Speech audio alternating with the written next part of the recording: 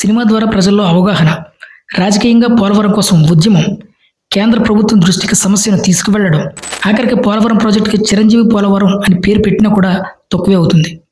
అందుకే మా డిమాండ్ ఒకటే.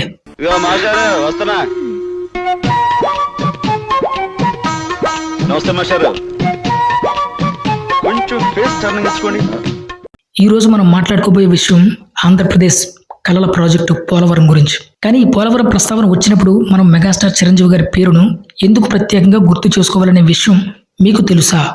ఈ రాష్ట్ర అభివృద్ధికి, ప్రజా ప్రయోజనాలకి గొప్ప వరం ఈ పోలవరం. మన మెగాస్టార్ చిరంజీవి గారు 2010లో హనుమాన్ జంక్షన్ నుంచి పోలవరం సాధన యాత్ర చేపట్టి పోలవరం నిర్మాణ భారాన్ని కేంద్రమే భరించాలని, వెంటనే ఈ ప్రాజెక్టుకు జాతీయ ప్రాజెక్టు హోదా కల్పించాలని గట్టిగా డిమాండ్ చేసినటువంటి ఒకే ఒక్క వ్యక్తి మెగాస్టార్ చిరంజీవి గారు. I would like to first congratulate the Union government for introducing Polavaram bill in the parliament.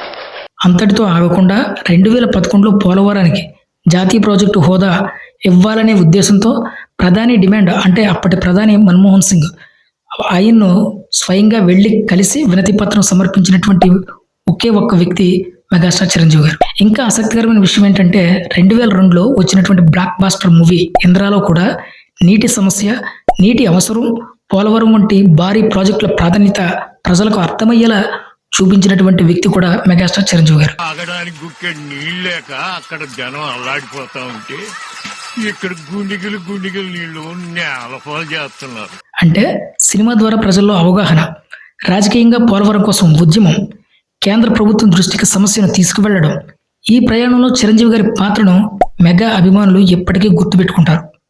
ఆఖరికి పోలవరం ప్రాజెక్టుకి చిరంజీవి పోలవరం అని పేరు పెట్టినా కూడా తక్కువే అవుతుంది. అందుకే మా డిమాండ్ ఒకటే. పోలవరం ప్రాజెక్టు ప్రారంభోత్సవం జరిగిన రోజున మనం మెగాస్టార్ చిరంజీవి గారిని ప్రత్యేక అతిథిగా ఆహ్వానించాలి. ఆయన చేతుల మీదుగా ఆ చరిత్రాత్మక ప్రాజెక్టును తెలుగు జాతికి అంకితం చేయాలి.